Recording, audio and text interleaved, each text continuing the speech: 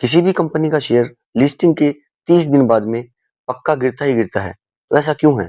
अगर आप regularly IPO में इन्वेस्टमेंट करते हैं, तो आपको ये जानना बहुत ज़रूरी है कि इसका रीज़न क्या है।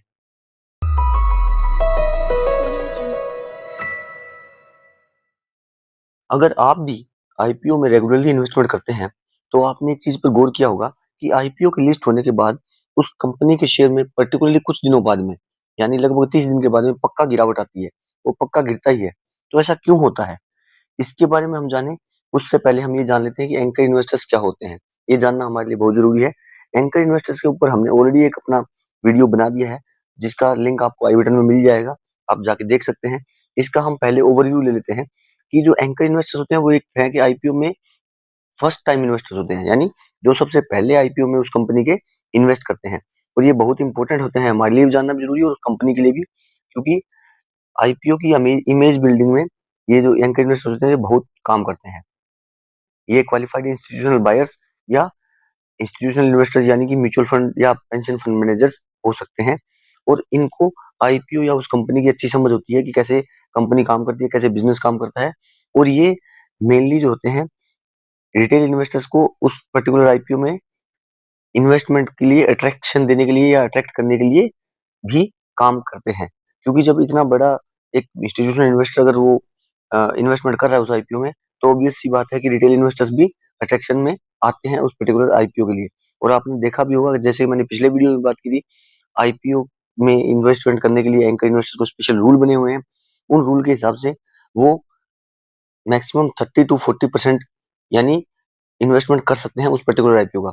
और जब एक इतना बड़ा इन्वेस्टर अगर 30 टू 40% का इन्वेस्टर इन्वेस्ट करता है उस आईपीओ में, और जब खबर आती है इन्वेस्टर्स के सामने कि इस पर्टिकुलर म्यूचुअल फंड ने इतना पैसा इन्वेस्ट कर दिया है और इतना ऑलरेडी आईपीओ सब्सक्राइब हो चुका है, या इतना जो है इसको इन्वेस्टमेंट हो चुका है, तो ऑब्वियस सी बात है कि हर कोई ये सोचेगा कि ये आईपीओ अच्छा है। अब ये तो बात हो गई एंकर इन्वेस्टर्स की। लेकिन एंकर इन्वेस्टर्स को जैसे ही रिटेल इन्वेस्टर्स के लिए आईपीओ जब लिस्ट होता है, तो उससे एक दिन पहले जो है, जो रिटेल इन्वेस्टर्स होते हैं, उसको ये आईपीओ अलॉट हो जाता है।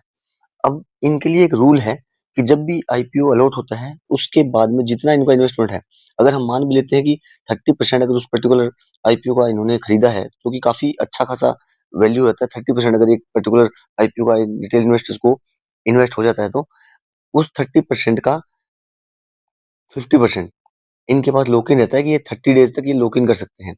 यानी फर्स्ट जो आईपीओ के 30 दिन है, उस तक वो पूरा का पूरा उनको होल्ड करना पड़ेगा, और 30 दिन के बाद में वो अपना 50% जो है वो बेच सकते हैं। और अगेन नेक्स्ट जो 90 डेज़ हैं, उसके बाद में वो अपना पूरा का पूरा जो ये शेयर है, जो कि काफ़ी बड़ा शेयर होता है, 30% होता है या 40% या 50% मैक्सिमम हो सकता है, वो पूरा का पूरा निकाल सकते हैं। इसका सिंपल सा मतलब ये है कि अगर मान के चलिए कोई कंपनी का आईपीओ आया, उस आईपीओ में अगर जितने भी एंकर इन्वेस्टर्स हैं, ज़रूरी नहीं है कि एक ही हो, बहुत ज़्यादा एंकर इन्वेस्टर्स भी हो सकते हैं, और सबको मिलके उन्होंने टोटल 30% का जो है इन्वेस्टमेंट कर दिया, उस पर्टिकुलर आईपीओ का 30% शेयर्स अपने पास खरीद लिए। अब होगा क्या कि जैसे ही उस आईपीओ की लिस्ट हुए 30 दिन कंप्लीट होंगे, 30 दिन कंप्लीट होते ही इनके पास जो लॉक इन पीरियड होता है वो खत्म हो जाता है, सेबी की तरह जो दिया गया है। और लॉक इन पीरियड खत्म होते ही ट्राई करते हैं मैक्सिमम जो इन्वेस्टर्स होते हैं वो, कि अपना जो 50% जो है होल्डिंग, उस 50% होल्डिंग को ऑफलोड करें। आपने सुना भी होगा कि ऑफलोडिंग होती है शेयर की। ऑफलोड मतलब वो मार्केट में, ओपन मार्केट में बेचने के लिए ओपन कर देते हैं, और वहां पे फिर खरीदता कौन है? Retail investors. तो इसलिए जब वो इतना बड़ा चंक जब मार्केट में बिकने के लिए आता है 30 दिन के बाद में, तो ऑब्वियस सी बात है कि जब सप्लाई एकदम से ज्यादा होती है और डिमांड कम हो जाती है, तो शेयर में जो है उसका वैल्यू कम हो जाता है, और शेयर का जो रेट है वो गिरता है 30 दिन के बाद में। और उसी तरह ये फर्स्ट लॉक इन होता है, उसके बाद जो सेकंड लॉक इन आता है, वो आता है 90 डेज के बाद में। यानी जब 90 दिन होते हैं, तो जो बचे हुए 50% शेयर हैं उस रिटेल जो एंकर इन्वेस्टर्स के, वो पूरा का पूरा जो शेयर है वो अपने ऑफलोड कर सकता है, और वो बेच सकता है स्टॉक एक्सचेंज के ऊपर। तो उस टाइम भी चांसेस रहता है कि उस आईपीओ का जो प्राइस है वो करेक्शन में आता है। तो ये रीजन है कि आईपीओ जो है लिस्ट होने के 30 दिन के बाद में और 90 डेज के बाद में थोड़ा मोटा करेक्शन पक्का दिखाता है। इसको हम एक एग्जांपल से समझते हैं कि क्यों ऐसा होता है, क्या ये वास्तव में ऐसा होता है। तो इसके लिए हम एग्जांपल लेके दिखाते हैं आपको। डोम्स इंडस्ट्री का आईपीओ, जो कि पिछले साल लिस्ट हुआ था दिसंबर में, बहुत हाइप हुआ था उसका मार्केट में, और एक आइनॉक्स इंडिया का आईपीओ, दोनों का हम एग्जांपल लेके आपको दिखाते हैं। अब सबसे पहले अगर हम डोम्स इंडस्ट्री के आईपीओ की ही बात करें, तो डोम्स इंडस्ट्री का आईपीओ पिछले साल 20 दिसंबर 2023 को स्टॉक एक्सचेंज पर लिस्ट हुआ था। इसका जो ऑफर प्राइस था, उससे ये 44% के लगभग प्रीमियम पे लिस्ट हुआ था। यानी कि इसका जो प्राइस रेंज था, उसके बाद इसने लगभग 1400 रुपए पे ये इन्वेस्टर्स के लिए यानी रिटेल इन्वेस्टर्स के लिए ये स्टॉक एक्सचेंज पर लिस्ट हुआ था।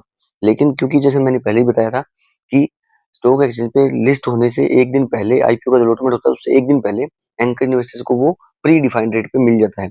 तो एंकर इन्वेस्टर्स को यही सेम आईपीओ 970 रुपए का एक शेयर मिला था, जबकि रिटेल इन्वेस्टर्स को ये 1400 रुपए का लिस्ट हुआ था। एक तो यहीं पे गैप आ गया। सेकंड, अब आप चार्ट को देखिए, ये चार्ट है डोम्स इंडस्ट्री का। 20 दिसंबर को ये जो पर्टिकुलर शेयर है, ये 1326 रुपए का बंद हुआ। 1326 रुपए का ये बंद हुआ है। और उसके बाद में अगर हम इसको ठीक 1 महीने बाद, जैसे कि हमने बात की कि 30 दिन बाद उसका लॉक इन पीरियड खत्म हो जाता है, तो 30 दिन के बाद अगर हम चार्ट देखते हैं 20 जनवरी 2024 को, तो जो 20 जनवरी 2024 को ये जो शेयर है, ये कितने पे क्लोजिंग हुआ? 1424 का। तो अब अगर हम यहाँ देखें, तो जो ओपनिंग था 1 महीने बाद शेयर उसी रेट के लगभग हमको वापस मिल रहा है। लेकिन यहाँ पे गौर करने वाली बात ये है कि 20 जनवरी को आने से पहले इस शेयर ने अपना हाई बना चुका था, ये लगभग 15 या 12 जनवरी को।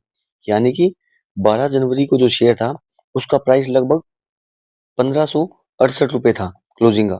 लेकिन जैसे ही इसका 1 हफ्ते बाद इसका 1 महीने का लॉक इन खत्म हुआ, तो इसने 1558 से करेक्शन होकर जो शेयर प्राइस है, वो 1400 पर आ गया था लगभग। यानी कि लगभग 10% से ऊपर का इसमें करेक्शन आया था। और ये कारण क्या था? क्योंकि 20 जनवरी को उसका लॉक इन खत्म हो रहा था और वहां पे शेयर ऑफलोड हुए थे एंकर इन्वेस्टर्स के द्वारा। अगर हम दूसरा एग्जांपल है आइनॉक्स इंडिया का, उसमें भी आपको यही सेम देखने को मिलेगा। अब अगर हम आइनॉक्स इंडिया के आईपीओ की ही बात करें, तो आइनॉक्स इंडिया भी सेम डोम्स इंडस्ट्री के आसपास ही यहाँ पे शेयर मार्केट में लिस्ट हुआ था। ये 21 दिसंबर 2023 को लिस्ट हुआ। और इस लिस्ट होते टाइम इसका जो शेयर प्राइस था, वो क्लोजिंग का जो उस डे का था, वो 939 रुपए का था। और ये जब लिस्ट हुआ था, तो ये शेयर जो है वो एंकर इन्वेस्टर्स के लिए 660 रुपए पे लिस्ट हुआ था, एंकर इन्वेस्टर्स के लिए। लेकिन जो रिटेल इन्वेस्टर्स हैं, उसके लिए 934 रुपए का एक शेयर लिस्ट हुआ था। यहाँ पे इतना गैप पड़ गया। उसके बाद में ये आप शेयर देखिए, यहाँ पे जब इसका ओपनिंग डेट था, 939 रुपए का, ये फर्स्ट डे को इसका क्लोजिंग था। ओपनिंग होने के बाद में 939 पे क्लोज हुआ, फर्स्ट डे जब ये लिस्ट हुआ। लेकिन इसी को जब लॉक इन खत्म हो जाता है 30 दिन के बाद में, जब मैंने बताया 30 दिन का जैसे लॉक इन खत्म हुआ, रिटेल जो एंकर इन्वेस्टर्स हैं, उन्होंने जब अपना पैसा निकालना है, तो क्या इफेक्ट हुआ? ये देखिए, कंटिन्यूसली जो शेयर है वो नीचे जा रहा है।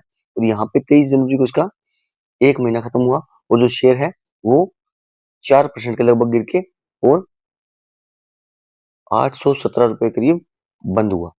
तो आप देख सकते हैं कि जिस दिन ये लॉक इन खत्म होता है आईपीओ के लिस्ट होने के बाद में, जो एंकर इन्वेस्टर्स का, उस लॉक इन पे शेयर का प्राइस पक्का गिरता ही गिरता है। तो अगर आप आईपीओ में रेगुलरली इन्वेस्ट कर रहे हैं, तो आपके लिए जानना बहुत जरूरी है। क्योंकि अगर मान के चलिए आपको आईपीओ लॉट नहीं हुआ है और आप उस पर्टिकुलर शेयर में इंटरेस्टेड है, तो आपके पास चांसेस रहता है कि आप उसका, जैसे ही एंकर इन्वेस्टर्स का लॉक इन खत्म होता है 30 दिन के बाद में और 90 डेज के बाद में, तो प्राइस में करेक्शन आता है। और अगर शेयर अच्छा है, तो आप उसमें उस टाइम एंट्री ले सकते हैं। तो उम्मीद है कि आपको समझ आया होगा कि आईपीओ का जो लिस्ट होने के बाद प्राइस है वो क्यों गिरता है शेयर का, और उससे आप कैसे फायदा उठा सकते हैं या आपको कैसे नुकसान हो सकता है।